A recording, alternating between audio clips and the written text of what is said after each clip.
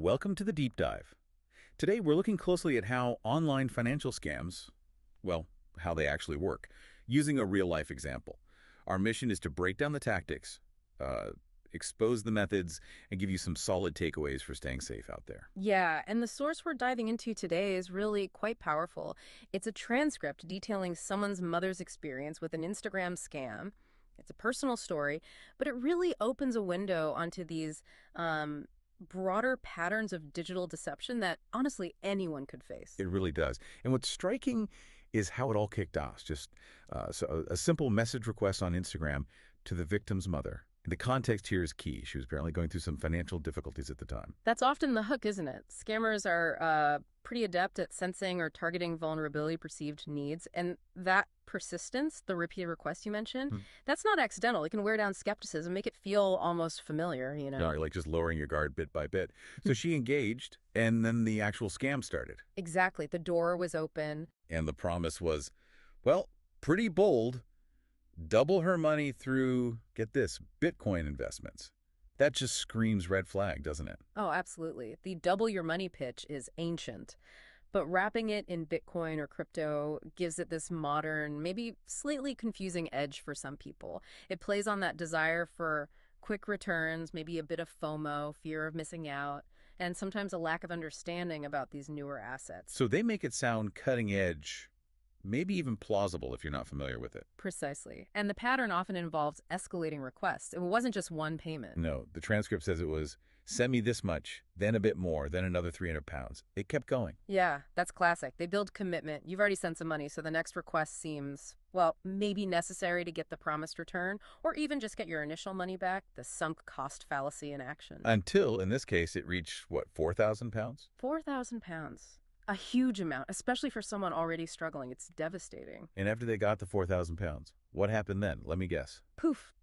Vanished. Let's go on. Yep. Blocked her on Instagram. The scammer's account was deleted.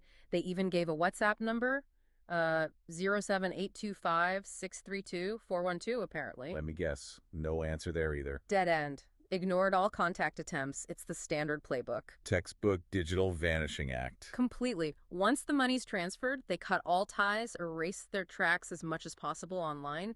It makes recovery incredibly difficult for the victim. The trail just goes cold so fast. Chilling. But this case gets even more complex, right? With the identities involved during the transfers, it wasn't straightforward. Not at all. This is where you see the slightly more sophisticated layering they use. The transcript mentions the scammer initially called herself Ghazala Din, but the bank transfers. They went elsewhere. A Monzo account in the name of Terry Dean, then other transfers to names like Kelly Ahmed, Adil Ahmed, and even Kelly Dean. Kelly Dean, reportedly a partner in the scheme. That's a lot of names. It is, and that's the point. Using multiple names, multiple accounts often belonging to so-called partners, or, more likely, money mules, is all about obfuscation. Money mules are people who, sometimes unknowingly, sometimes complicitly, allow their accounts to be used to move illicit funds. It launders the money and shields the main scammer. So using accounts like Monzo, maybe easier to open sometimes, helps them layer these transactions? It can be attractive for criminals, yes.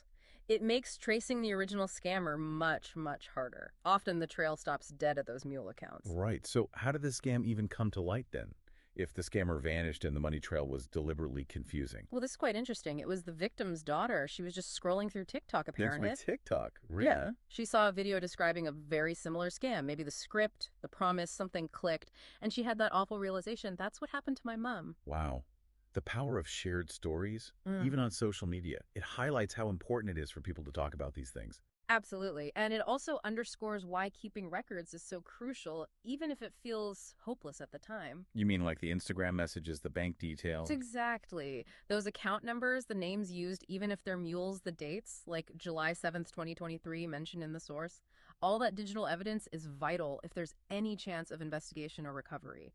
Without it, you have almost nothing. Okay, so wrapping this up, what's the key takeaway for you listening? It really boils down to vigilance, doesn't it? You have to verify these kinds of online offers, especially if they seem too good to be true. They almost always are. Don't rush into trusting someone online, particularly when money's involved. Definitely. And it leaves us with a bigger question, I think. As our lives become more digital and trust online feels, well, kind of fragile sometimes. How do we, as a society, build better defenses against these constantly evolving scams? And importantly, what responsibility do the digital platforms themselves have? They're the environment where this happens, so what's their role in both enabling and hopefully preventing it?